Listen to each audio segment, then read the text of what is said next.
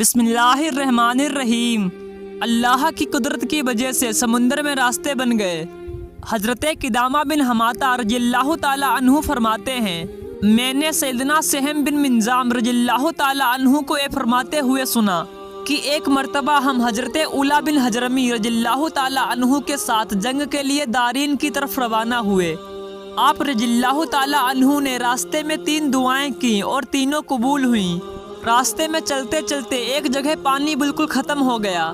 آپ رضی اللہ تعالیٰ عنہ نے پانی منگوایا اور وضو کرنے کے بعد 2 رکعتیں نماز ادا کی، پھر دعا کے لیے ہاتھ اٹھا دیے اور بارگاہ خدا بندی میں اس طرح عرض گزار ہوئے، یا میرے پروردگار، ہم تیرے بندے ہیں اور تیری راہ کے مسافر ہیں، ہم تیرے دشمنوں سے قتال کریں گے۔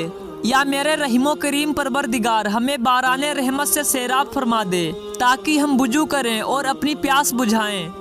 اس کے بعد قافلے نے کوچ کیا۔ ابھی ہم تھوڑی ہی دور جا سکے تھے کہ گھنگھور گھٹائیں چھا گئیں، ایک باران رحمت ہونے لگی۔ ہم سبھی نے اس بارش میں اپنے برتن بھر لیے اور پھر ہم آگے چل دیے۔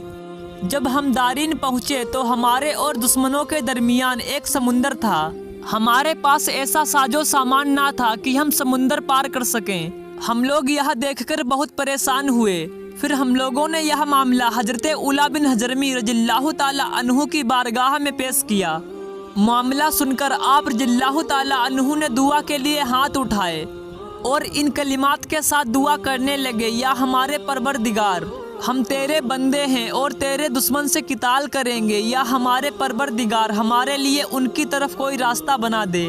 آپ رضی اللہ تعالیٰ عنہ کی دعا قبول ہوئی اور ہمارے لیے سمندر میں راستے بن گئے۔ پھر آپ رضی اللہ تعالیٰ عنہ ہمیں لے کر سمندر میں اتر گئے اور ہم نے اس طرح سے سمندر پار کیا کہ ہمارے کپڑے بھی گیلے نہ ہوئے۔ جنگ کے بعد جب ہماری واپسی ہوئی تو راستے میں آپ رضی اللہ تعالیٰ عنہ کے پیٹ میں درد ہونے لگا، اور اسی درد کی حالت میں آپ رضی اللہ تعالیٰ عنہ کا وصال ہو گیا۔ ہم نے آپ رضی اللہ تعالیٰ عنہ کو غسل دینا چاہا لیکن پانی بالکل ختم ہو گیا تھا، چنانچہ آپ رضی اللہ تعالیٰ عنہ کو بغیر نہلائے کفن دیا گیا۔ پھر آپ رضی اللہ تعالیٰ عنہ کو دفن کر دیا گیا۔ آپ رضی اللہ تعالیٰ عنہ کی تدفین کے بعد ہم وہاں سے رخصت ہو گئے۔ ایک جگہ ہمارے قافلے کو پانی کا میسر ہوا تو ہم لوگوں نے باہم مشورہ کیا کہ آپ رضی اللہ تعالیٰ عنہ کو غسل دے کر دوبارہ دفن کیا جائے۔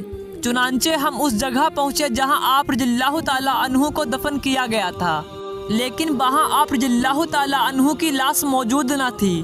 ہم لوگوں نے خوب تلاش کیا لیکن آپ رضی اللہ تعالیٰ عنہ کا لاشا مبارک نہ مل سکا۔ پھر ہمیں ایک شخص نے بتایا کہ میں نے حضرت اولا بن حجرمی رضی اللہ تعالیٰ عنہ کو وصال سے پہلے یہ دعا کرتے ہوئے سنا تھا کہ یا میرے پروردگار، میری موت کو ان لوگوں پر پوشیدہ کر دینا اور میرے ستر کو کسی پر ظاہر نہ فرمانا۔